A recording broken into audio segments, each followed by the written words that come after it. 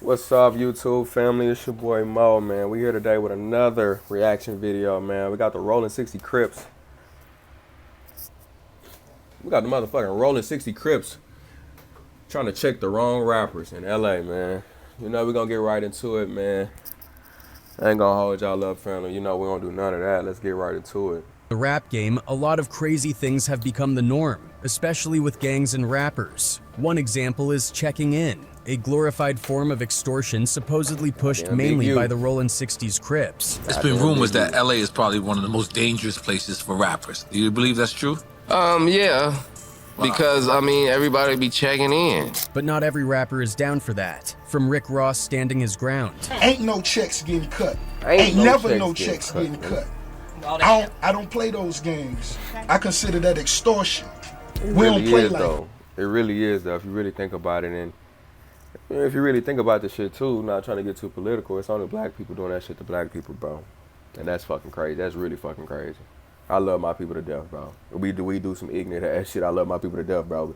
You mean to tell me, bro, I'm coming out here to have a good time. I'm not trying to hurt nobody or nothing, but you out here trying to make money off of me because I'm making money already.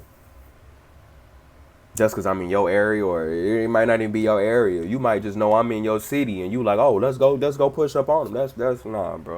To MC Hammer putting gangsters in their place. So basically, he came with Hammer like, hey, man, in this LA and everything, man, and things can happen, you know what I'm saying? You to holler at me, man, you know what I'm saying? Holler at me for protection. Hammer said, protection for what? See, man, I got 12 bodyguards out there. For 5 of them straight killers. You know what I'm saying? So, what you talking about? You know what I'm saying? I don't need no protection. These are moments when the Rollin 60s Crips tried to force the wrong rapper to check in, Big U. So now, one name that comes up in this whole checking in situation is Big U. Recently, he and some members of the Rollin 60s... 45 years old, whatever, how old, bro, up there at that age.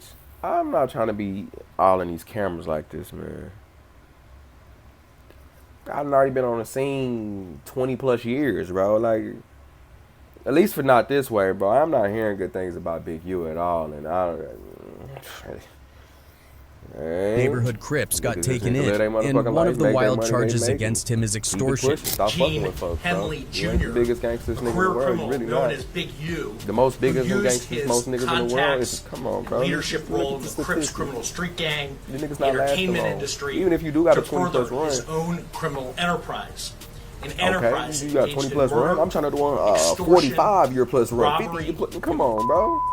On some low-key shit. And other felonies. Besides being the leader of the Rollin 60s, Big U has been super vocal about rappers needing to check in, publicly saying it multiple times. 40-some years old. But other dudes do got to. And I'm just gonna keep You're not even 100. supposed to be speaking Just like this. Your young bro. homie's supposed to be speaking if like this, another bro. crew pull up in you guys' You the big area, homie. and they ain't checked in with none of y'all, you gonna feel some kind of way. Yeah. There are even videos of him warning what could happen if they didn't, which has people talking about whether all those robberies, assaults, and even deaths of rappers who refused to check in were connected to him. For example, there have been rumors that Big U was allegedly behind PNB Rock's murder during a robbery in LA. In an interview, when asked about the situation, he talked about how he checks in when he travels, basically implying that PNB Rock should have done the same. We in LA. When I go to Chicago, I respect Chicago wholeheartedly. I check in. When I go to Atlanta, I check in. And I don't think nobody Who you checking in? is safe. I know dudes right now from LA who are actual gang members who have been robbed for their jewelry. And then there's Nipsey Hussle. A lot of people believe Big U had something to do with Nipsey's death, mainly because of their Moment of silence for my man Nipsey, man. Moment of silence, man. Long live Nipsey.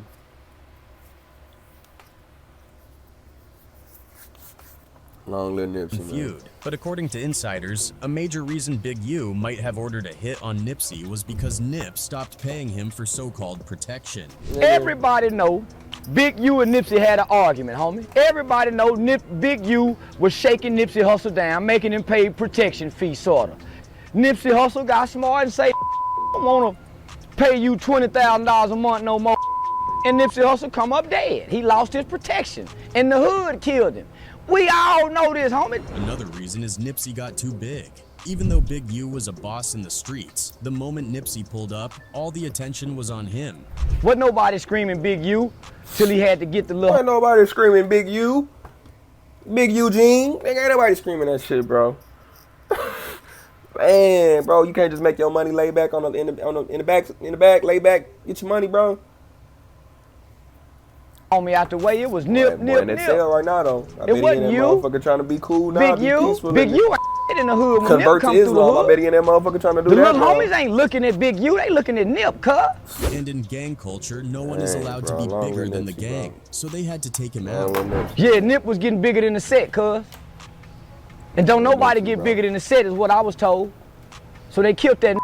Now, while not all rappers were extorted by the Rollin 60s, people can't help but say that under Big U, the Rollin Crips were allegedly doing it more than anyone else. Some rappers lost their lives because of this, some barely made it out, and a few actually stood up to these gangs. Let's take a look at them, starting with Pop Smoke. Back in 2022. Moment of silence for Pop, man. Long Pop Smoke.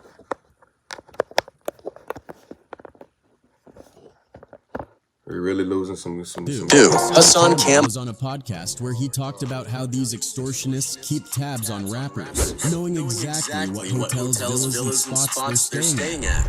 You gotta check in. On the West Coast, they more disciplined than we are. When you step, they know the hotels, the villas, everywhere you go. According to him, Pop Smoke didn't check in with the right people, which allegedly led to them breaking into his rental home, a situation that unfortunately cost him his life. Pop Smoke didn't check in, so he got checked out. It's just that simple. They knew he was there. Rest in peace, Pop. Hassan also mentioned how much he respected Pop Smoke for not bowing down to anybody. It was just tragic that things ended the way they did. I guess whatever Pop Smoke was claiming, he wasn't checking in. And I respect him for not checking in. I just hate the way he had to go out. Next up is Nas. According to Snoop Dogg, the first time he met Nas was in Gardena, a Crip neighborhood. Snoop was chilling with his crew when a white van suddenly pulled up. And out jumped Nas, dressed head to toe in red. The first time I met Nas, I was in Gardena. Nas been a rapper that's been, you know, on his own shit in the game too, though. I was hanging out with my homeboy, white van. Nas always been on his own shit. He always been got like 15, 16 people in it. All of a sudden the door open. Some dude jump out. We got on all red. Snoop said his people were instantly on alert, guns drawn, but he stopped them, telling them that's Nas. They finna draw down on him. I'm like, hold on, cuz, that's the rapper from New York. That's nasty Nas. When Nas walked up to greet him, Snoop gave him some real advice, letting him know that in LA, rocking all red or all blue can get you caught up fast because you never know what neighborhood. That's one thing I'll never do, though. If I go to LA, which I plan on it, I ain't gonna never wear just no all red and all blue and all that shit. Now I'm hearing there's some beef with the hats and shit out. There's a problem with the hats and shit out there. Yeah, I ain't going for none of that either, though, fam. You see this motherfucker? You see that motherfucker? I ain't wearing that for no gang. This ain't for no gang or none of that, nigga. You see that H with that star, nigga? That's a Houston shit, nigga. Texas nigga. Yeah, born and raised. You ain't finna, come on, bro. You think you finna really press me about my motherfucking hat, bro? What kind of childish ass shit is you niggas on out here, bro?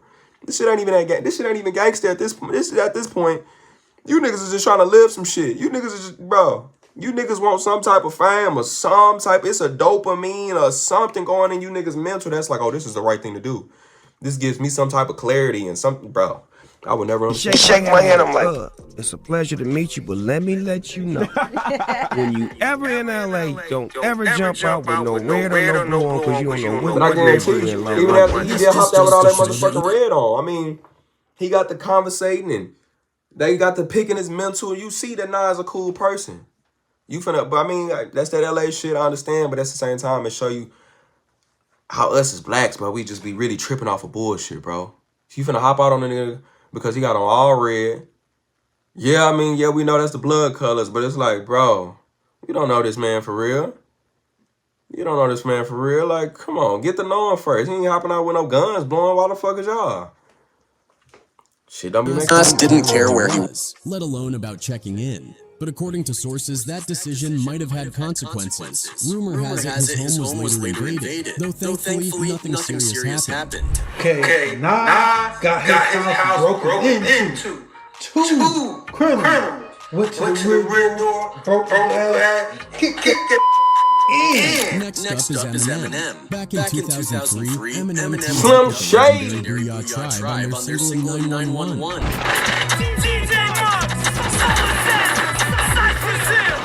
But this wasn't just your average rap collab. It had way more layers to it. For those who might not know, the Booyah Tribe wasn't just a hip-hop group. They were deeply tied to the Samoan gangs of Los Angeles.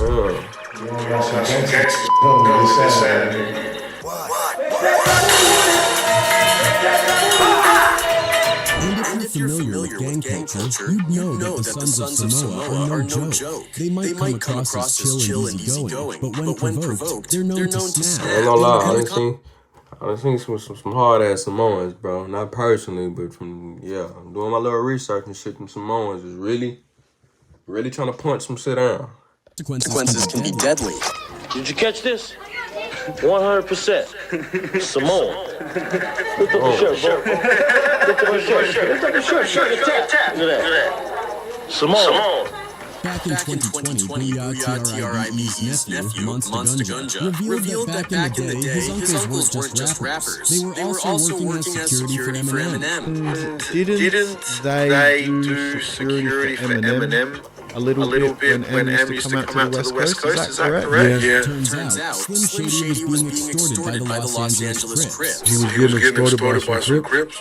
Hey, Paul Reisenberg was Eminem was getting extorted by some Crips. But the Booyah Tribe came through for Eminem. They stepped in, protected him, and in return, got a feature on that track. A few phone calls were made, and then that's how. How the Crips couldn't do that? You trying to extort them, bro? You could have motherfucking really built a lifelong relationship on some positive shit. We getting money together. The feature came about. This might also explain why Eminem never seemed scared of Suge Knight. Take, for example, the time when 50 Cent was filming the music video for In Da Club. Out of nowhere, someone yelled, "Suge Knight is here." That single sentence threw the entire set into chaos. Suge showed up. With about 30 men, reportedly members of a Mexican gang. This is why I always respected Eminem 50. That was with us. So Suge came, he had some Mexican. We from New York. You ain't never seen it with a tattoo on his forehead. Amidst this tension, Eminem was also present at the video shoot. True to form, Eminem did not back down. This is when I knew Eminem was real. It's like, man. This is when I knew I'm like, damn, Eminem is a real nigga. Then there's the story from the 2001 Source Awards. Normally, artists could have their bodyguards nearby at these events, but for some reason, the rules that night required bodyguards to sit separately from the artists. The way they had it set up, the bodyguards could not sit with their artists. You had to set up aside. According to Eminem's former bodyguard, Big Nas, M ended up surrounded by a group of intimidating guys wearing red shirts. A clear signal they were affiliated with the Bloods. And was cut off on his way to see. And all these guys in red shirts surround him. And I'm looking at M's face, I'm looking at these guys. Big Nas quickly realized something was off and sprinted across the venue to get to Eminem. He said it was obvious these guys had been sent by Suge. You see all these guys from Death Row. Eminem done played all the motherfucking roles of a rapper. Gangster rap. This nigga's a pop artist now. Motherfucking Eminem. Hey, it is what it is. Death Row. So by the time I cut in, I step in front of M, I push the guys back. Like, yo, what's going on here, man? I was like, Death Row, what's got to do with him? He said, hey man, Suge sent him a message. However, despite all this tension, it's highly likely that if Suge Knight had ever laid a hand on Eminem, he would have faced serious consequences. Thanks to Eminem's connection to the Samoan gang, a group even Suge was known to tread carefully around. What's up? Yeah, bro. You that's what I be saying. Even the most gangster of gangster niggas, bro, or the so-called claimed gangster of gangster niggas, bro, you still gotta bow down to somebody else. You ain't the only gangster nigga on this world, bro. You're not, bro. You're not. You're not the biggest. You're not the most toughest, hardest, none of that shit, bro. There's somebody else that's on that shit with you too, bro. And fuck around 2.0, bro. Yeah. A crazy nigga like you, but nigga crazier. Like, bro, come on. Just leave motherfuckers alone, bro. Leave your fucking. Shoot, I ain't scared. Shoot, I ain't scared of you. And then everyone I talk to, man, is Suge really this? Everybody ain't going for that shit, man. I'm Samoan, man. Everybody ain't going for that shit, bro. I don't care. You King Kong, you Godzilla, you gonna get that. Next up is MC everybody Hammer. not He is going no for that joke. shit. Anyone who's ever crossed him will I tell done you heard that. about MC Hammer. I done heard about MC Hammer. If you know, you know. That goddamn MC Hammer, very serious about beef. Y'all very serious about beef, nigga. That nigga love beef. That nigga trying to get on that shit. That's a nigga that I don't start shit, but I finish it. That's prime example. When I hear the MC Hammer stories, nigga, I ain't gonna this nigga MC Hammer is making music in motherfucking loose fucking joggers, motherfucking parachute joggers. This nigga MC Hammer don't even make gangster music, and y'all out here trying to fuck with this man. Them be the most gangsters niggas, really. The niggas that's low-key chill, niggas don't even seem like a motherfucking gangster. Yes, you player, you gonna lay. Stop playing with folks, bro. Joke about him? No. MC Hammer was there. Approached me. He was like, Red, I'm gonna tell you something, you young. But I don't allow nobody talking about my mama. You understand me? I said, yes, sir. Sure. He had Yes, flash sir. dance moves, the parachute pants, You a son of nigga energy, and and they'll let you know, bro. I'm not with that but shit, bro. behind all that, Hammer had real street cred. He was well connected, highly respected, and backed by a crew that didn't play around. Yo, his entourage was something like I never seen in my life. Like, it was literally 100 people. More than 100. Benito, one of Hammer's vocalists, shared an incident from back in the day. After an event in Los Angeles, Hammer and his crew were packing into their vans to head back to the hotel. That nigga Hammer out there hitting that motherfucker, nigga. That nigga Hammer out there hitting that motherfucker. Michael Concepcion, one of the original founders of the Crips. It's this dude in his wheelchair and about 4 or 5 dudes with him. You know, hanging out. I know the Crips because my cousins all Crips in LA. So I'm like, that's a gangbangers. Michael told Hammer they needed to talk. Basically, he offered Hammer protection while he was in LA, warning him that anything could happen in the city. Hey, I want to holler at you for a minute, Hammer. Now, the thing is, Mike already knew who Hammer was because they did the video. We all in the same game before. So basically, he came with Hammer like, hey man, it's LA and everything, man. Things happen, you know what I'm saying? Holler at me, man. You know what I'm saying? Holler me for protection. Hammer was taken aback by the whole thing and asked why he'd need protection when he had his own squad of bodyguards. 12 of them, in fact. And these guys weren't your average security detail. Some of them were straight up killers. So Hammer wasn't feeling like he needed Michael's help. Holler at me, man. You know what I'm saying? Holler me for protection. I'm saying, protection for what? See, man, I got 12 bodyguards out here. For a respect killer. You know what I'm saying? So, what you talking about? You know what I'm saying? I don't need no protection. Michael didn't seem to like Hammer's response and kept pushing, saying Hammer should watch his back. Holler at me, man. You trying to get some money out this man. He already told you, I'm good, bro. I got 12 bodyguards, 5 of them killers. You might got killers with you too. I got killers with me, bro. I don't need your protection. Take that as that and get it on. Or you could have really came messing on some other shit. Like, okay, well, what can we do to... You know what I'm saying? Not kissing in the man's feet and no shit, but hey, bro, come on, what can we do to get you know, invest in us, bro? What can we do for you, bro? Can I, you know what I'm saying? Some, bro. You not try to extort the man. If you be either way it go, if he tell you no, bro, as a grown man, you gotta respect that. Keep it pushing. Try the next man. You know, if you don't, something could happen to you, whatever. He said, what you trying to say? He said, you go ahead and, you know, take care of that and everything will be cool. He said, you better start trying me.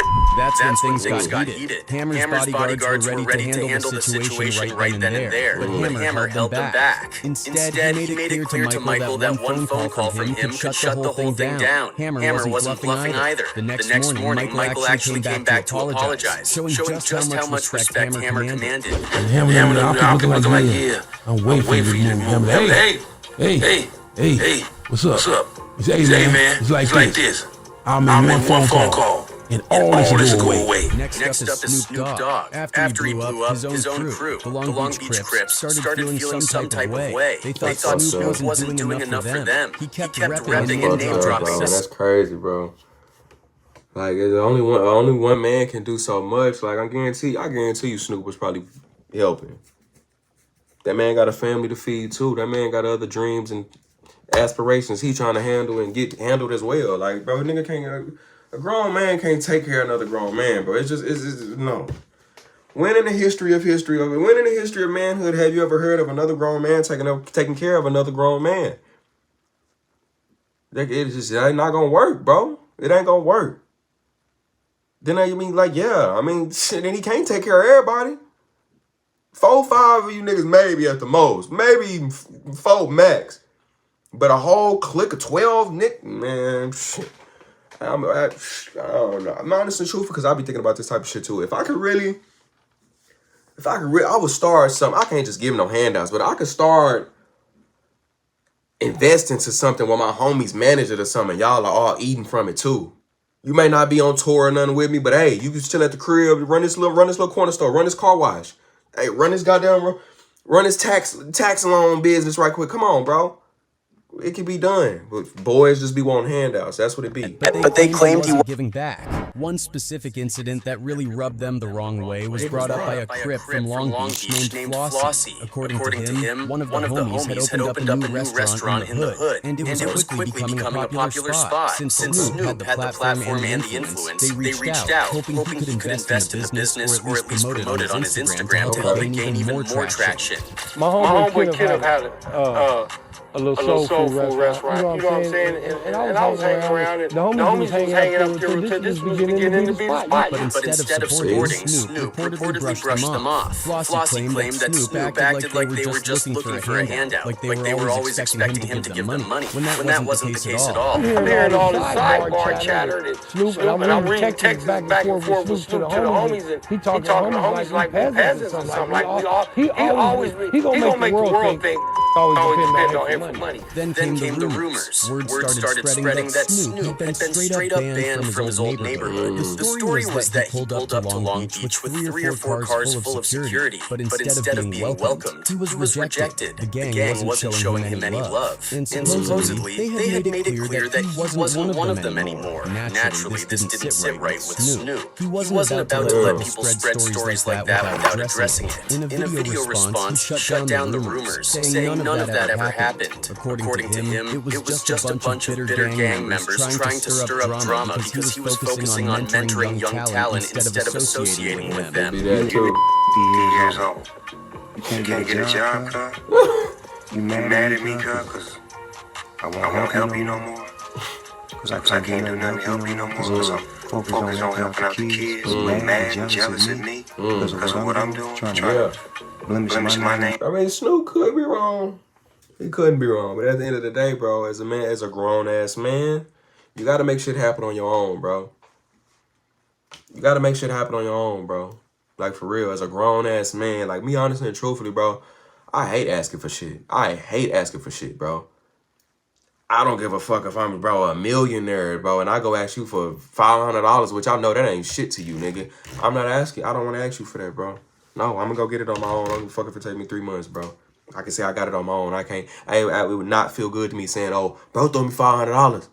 Bro threw me $500. He a real nigga. No, I'm a real nigga, so I went and got it. Yeah, it probably took me motherfucking 2 weeks to get, 4 hours to get, a motherfucking month to get. I got it on my own as a man. A lot of people, especially those from Long Beach, had Snoop's back on this one. They argued that if it wasn't for Snoop, Long Beach wouldn't have the recognition it has today. To them, this whole situation just boiled down to jealousy. Snoop had been away from the city, but at the same time, he also gave back in many ways. But you know, you always gonna have haters when you pop it.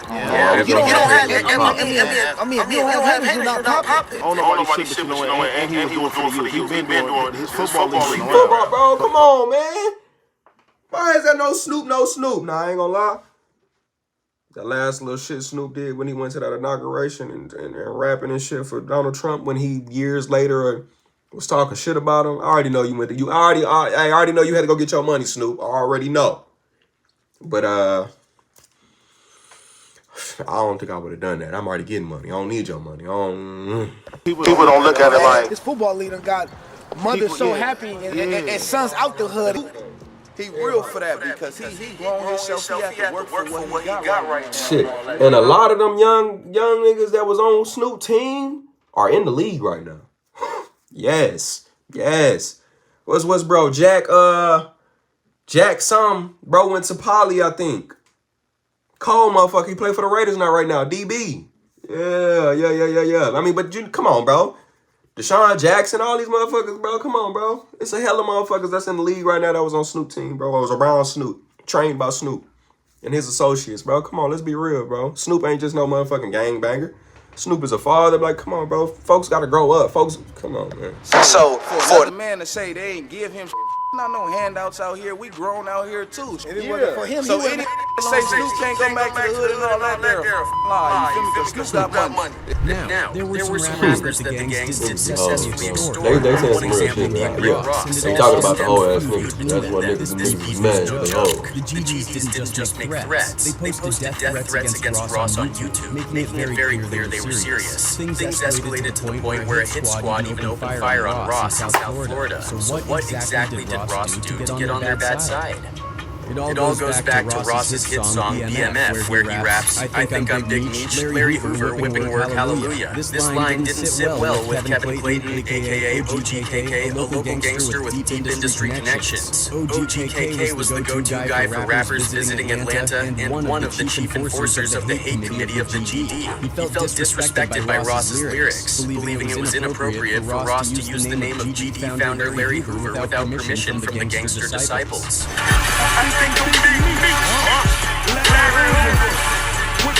KK reacted harshly to Rick Ross. On October 29, 2012, he released a video on YouTube threatening Ross and declaring him banned from Georgia. Service announcement right here, straight to the point. This is straight Rick Ross, the whole man bad music. Real talk. Hey Rick, straight up, you know what you did first time we gave you a pass on Larry with Big Meech song. You supposed to take care of something you need to take care of. You know who you need to tune into. The video from KK went absolutely viral in the hip-hop world, and Rick Ross had no choice but to respond. At that time, Ross happened to be on tour for his new album, God Forgives I Don't. MMG, Maybach Music Group, was dominating the rap scene, with Meek Mill emerging as a star, while they becoming a top artist, and French Montana dropping back-to-back hits. This was a massive tour, selling out stadiums across the country. Coincidentally, just weeks after KK's video, Rick Ross announced the rest of the MMG tour was canceled. This included tour dates in North Carolina, where the local GDs released a video similar to KK's. As soon as the news broke, everyone assumed Ross was terrified of the GDs, forcing him to respond to the rumors. On December 10th, 2012, Rick Ross addressed everything in a radio station interview. He explained why the tour was canceled and insisted it wasn't because of any threats from the GDs.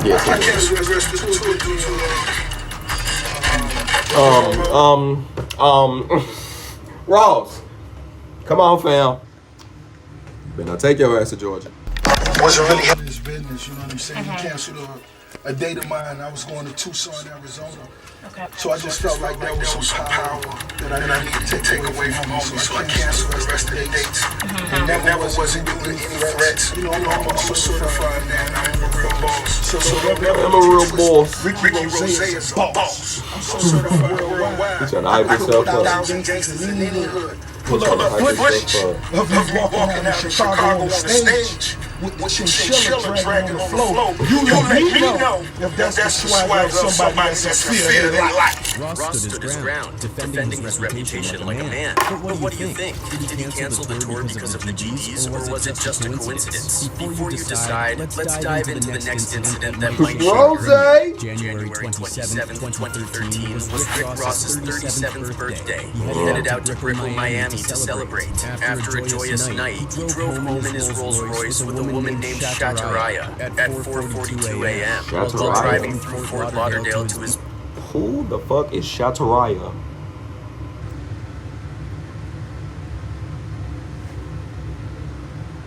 beachfront mansion, a car pulled up beside him, the window rolled down, and shots were fired at Ross's car.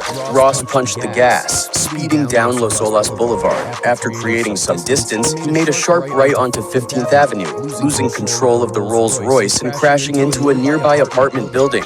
Fortunately, both Rick Ross and Chateria were okay. However, this was a terrifying incident for the Teflon Don. The Fort Lauderdale police were concerned and approached Ross for details, but he refused to make any statements. The case remains unsolved, leaving everyone to speculate. Was it the gangster disciples making a point, local Miami beef, or just a random attack? Given the timing, many online speculated it was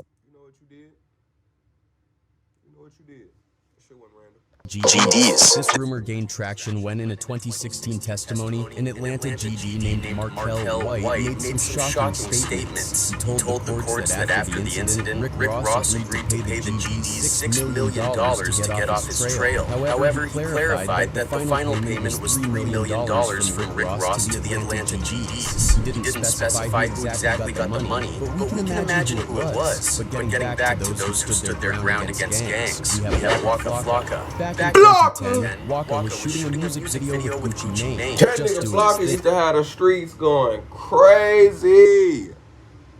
That nigga Flocka, I ain't gonna say he the first drill rapper, but Flocka was dropping some shit that had boys ready to fight, shoot the club up.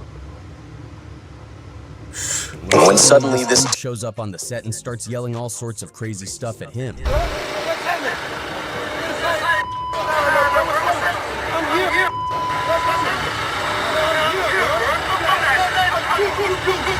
Now, Waka had apparently stepped on some toes because some locals weren't too thrilled about him being in their neighborhood. There's actually a video shot by WorldsterHipHop.com where you can see this guy walking up to the video shoot just hurling insults at Waka Flocka. It turns out these two had some beef in the past. I wasn't happy about seeing Waka. If you watch the video, you'll notice the dudes rolling up on Waka are all rocking the Crips signature blue, making it pretty clear where their affiliations lie. Things got heated fast, and for a moment, it looked like Waka and the guy were about to throw down right there on the set. But thankfully, nothing major went down, and it didn't turn into a full-blown fight.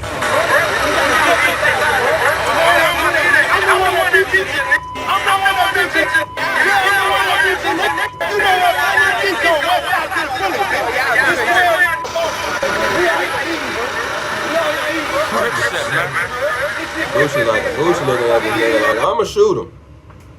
Gucci, that's how Gucci look. I'ma shoot him. I'ma shoot him and we gonna go on with the video. I ain't got time to be all that. I'm a shooter. Still, after that whole incident, Waka wasn't bothered at all. He didn't even flinch. But that didn't stop those Crip guys. They kept coming after Waka, going off on him multiple times after that. This the black guy I put on him, man. I put the black guy on him.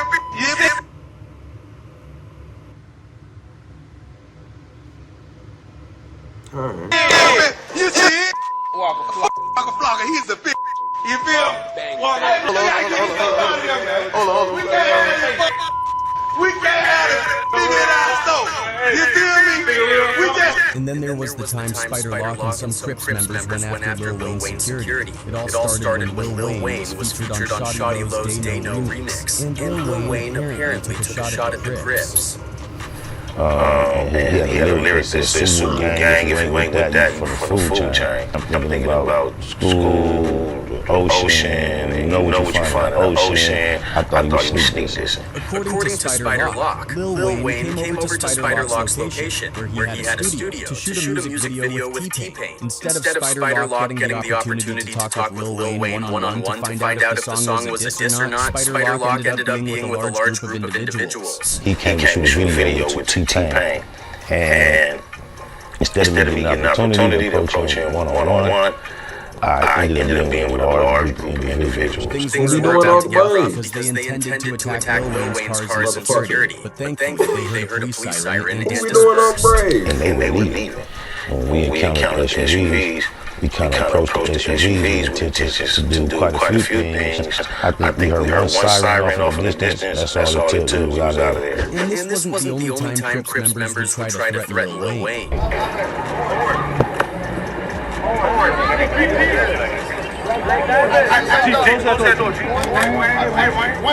What's up, big man?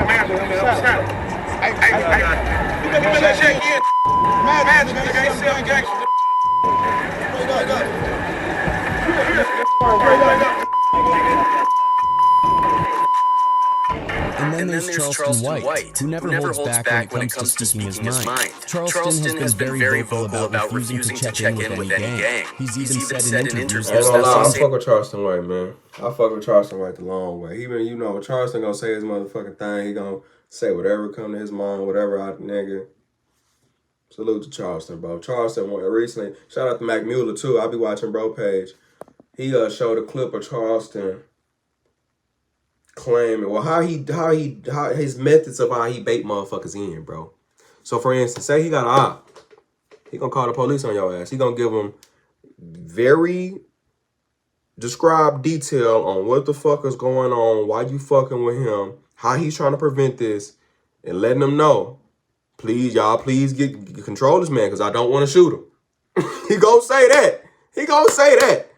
Hey, I'm trying to do this the right way. I'm trying to live a peaceful life. I'm gonna leave this in y'all hands, but hey, if I run into him again, y'all see that I'm doing my part on my end. If I run into him again, I'm gonna shoot him. I don't want to even kill this man, but I will kill him. Shout out to Charleston. Bliss has claimed more rappers' lives than any other city in America, and a lot of those deaths come from silly stuff, like not checking in. LA done killed more rappers than any city. I ain't gonna fucking lie to you. Charleston is really what the fuck we need. He's very vocal and he's speaking real shit. He's speaking real shit that some folks are really understanding and agree with what he's saying, but you got a lot of people that's like, nah. Some motherfuckers hate the facts. Motherfuckers hate the facts. You got motherfuckers out here that love the real shit, but you got motherfuckers out here that hate the facts, that hate real motherfuckers as well. And Charleston is speaking that real shit. In America, LA is known for killing rappers. Rappers should run from LA. He's not shy about calling out the craziness of the whole checking in concept, making it clear that he thinks it's just a way for these gangs to exert control and intimidate people. Yeah, I'm a black man, bro. And you doing it to your people. Bro, they've only showed Eminem on here one time. Oh, Eminem, excuse me. They only show one white person on here one time. They ain't show no other white folks. You not extorting no pop artists. You not come on. You only doing this shit to your people, bro. They're like, this is some slave mentality type shit. It really is, bro. We are really, as a whole, we are really fucked up, bro. As a whole, we are really fucked up. We gotta hold each other accountable, but it's so much bullshit going on within our race, bro. It's just, man, the bad is outweighing the good, bro. We know, bro. We know the fucked up shit we doing. Even the fucked up motherfuckers know the fucked up shit they doing, bro. How will we get over it? Just holding each other more accountable, bro. There's definitely a difference between black folks and niggas. There's black folks and there's niggas. Man, this shit, yeah. And I swear up and down as a black man that the white man is holding me down. Yeah. It's systematic institutional racism is keeping me down. This mass incarceration. When I flip the coin over, I got doing the same thing to me. I got saying, if I come to this white man's city that he live in, I gotta come check in. This white man's city that the nigga is living in, you want me to check in, nigga? You don't own a motherfucking fuck about this motherfucking. You want me to, you ain't got a street named after you, bro. Why would I check in with you? What are you doing for the community besides negativity? Why would I check in with you? This shit is because of his outspoken criticism. A lot of gang members can't stand him. They've even gone so far as to ban him from entering LA. But if you know Charleston White, you know that didn't stop him one bit. Instead, he doubled down, going on social media live streams, throwing insults, and calling them out even more aggressively. In the rap game, a lot of man, it's your boy Mo, man. Thank y'all for tapping in, man. Man, please like, subscribe, comment anything that y'all think I should do better. Any topics y'all think I should jump on, please comment, man. I thank y'all for joining in, tapping in with me, man. Let's keep this going, man. It's your boy Mo. Y'all have a peaceful day. Love y'all.